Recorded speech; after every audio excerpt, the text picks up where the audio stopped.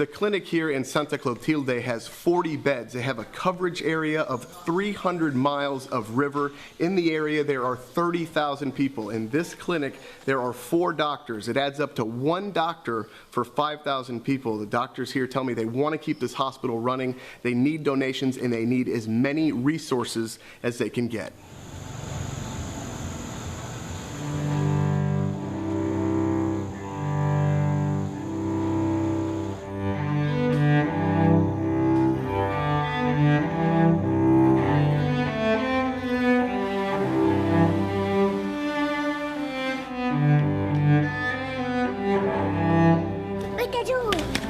In the middle of a hospital, while husband and wife medical team Brian Metternach and Tony Lulo see patients, these brothers use the outdoor hallways of the Centro de Salud Santa Clotilde as their own personal soccer fields. They act like kids. Boom. Boom. Learn silly greetings and drink boiled, clean water. Clean water. To us, it's never even an afterthought. We turn on our tap, our water is fresh, it's simple. But in Santa Clotilde, nothing comes easy. And keeping locals from drinking dirty water is a constant battle. So imagine if just having clean water is difficult, what it takes to run a hospital.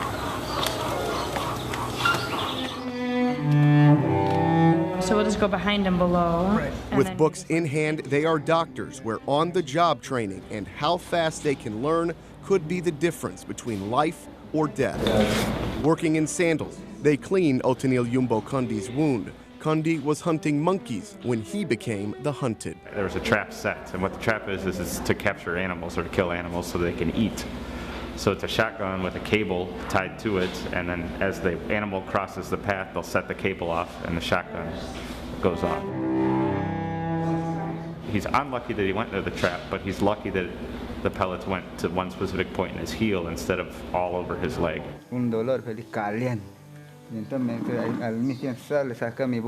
Kandi says he got to his boat, laid on his back, and paddled 3 hours by himself in the dead of night up the Napo River, finally arriving at his mom's hut at 5 in the morning.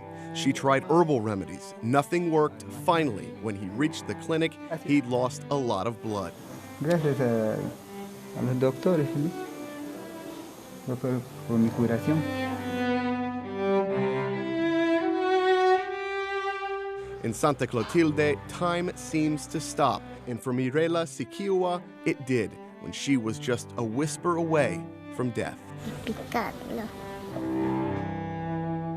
Mirela didn't say much, but she didn't have to. Her face says it all. She is embarrassed. Her leg is gone. Mirela's mother says she was bit at school. It took 2 days to get to the clinic. By then, her leg was black. It's hard for this mother to talk about the day her daughter was bit by a pit viper, but she knows there was no time to waste. Take the leg or bury her daughter. Mirela waits for a new prosthesis since she grew out of her old one. It took 3 days before she got over her shyness, but finally showed us her amputated leg. No puede caminar por su dolor. Clemenzia was also bit by a pit viper. She got to the hospital in time for doctors to save not only her life, but her leg. Every day we can probably save a life. Brian and Tony gave up their lives in Chicago to help Peruvians for the reason you just heard, to save lives. We have that common bond of humanity, and we recognize that, and we recognize them, and that's what we're here for, is to help them.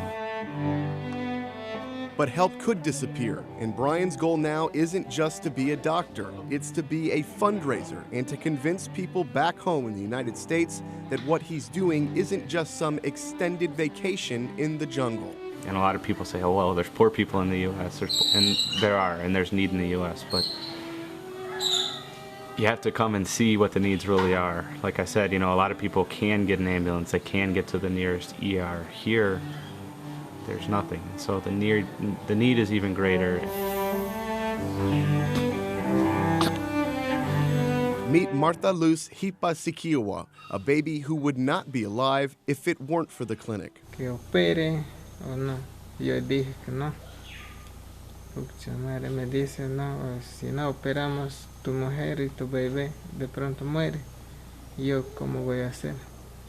Voy a llevar un muerto, ¿no? Mejor.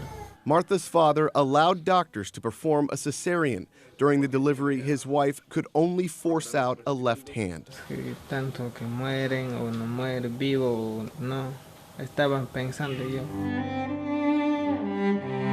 Y un día de más trabajo respirando. Brian spoke very little Spanish when he got to Peru. Now he leads rounds, and behind his smile is a very serious man. Here, we're the end of the line. He knows his work is important. You realize that if you weren't here, people are dying. And so it's kind of a good feeling, a rewarding feeling, but it's also a responsibility that you feel too. That, you know, you have to work every second, or you have to be available, because if you don't, then somebody could die.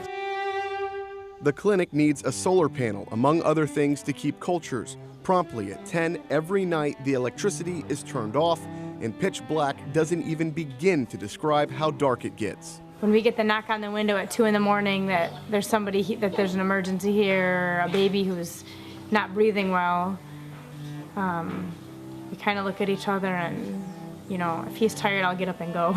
Or if I'm tired, he'll get up and go. Night or day, this couple laugh together, work together, and they sacrifice together. They have no air conditioning, no hot water, and are thousands of miles away from family. But Brian and Tony say they wouldn't have it any other way. The best reward of all for them comes with 2 simple words. Gracias. Gracias a ellos que hacían salvar su vida de mi esposa. Pido un gran servicio que me hicieron salvar la vida, tanto su mamá y su hija. Reporting from Peru, Mike Paluska.